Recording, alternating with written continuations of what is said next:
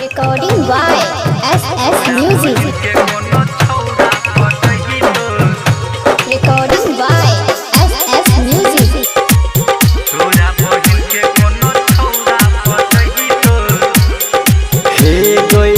बहिन घूमै छो तोहर रोजे रोजे गाछी कहै छियो गे छोरी बात तोरा साची एक ना एक दिन पता चल जेतो तोरा बहिन के कोनो छौरा पटही तो तोरा बहिन के कोनो छौरा पटही तो बहिन घूमै छो तोहर रोजे रोजे गाछी कहै छियो गे छोरी बात तोरा साची एक ना एक दिन पता चल जेतो तोरा बहिन के कोनो छौरा पटही तो तोरा बहिन के कोनो छौरा पटही तो तोरा बहिन के कोनो छौरा पटही तो Recording by SS Music. तोरा बहिन के कोनो छौरा पटही तो हो गए सूट बूट पहिर के घूमही छो गाछी देखै छो तोहर के छोटकी गे चाची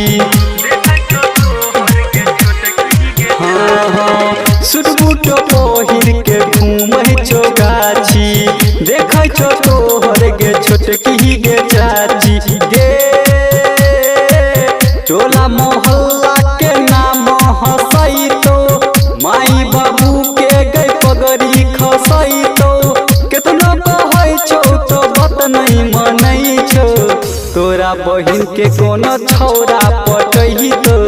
तोरा बहिन के कोनो छौरा पटही तो तोरा बहिन के कोनो छौरा पटही तो Recording by SS Music. तोरा बहिन के कोनो छौरा पटही तो हे गोए राइटर विकास करही छो पीछा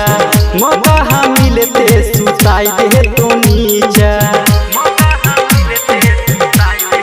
हाँ गे राइटर विकास करही छो पीछा मौका हम मिलते सुताई दे तो नीचा गे सुनील सवरिया से हो कहै छो अनिल छोरा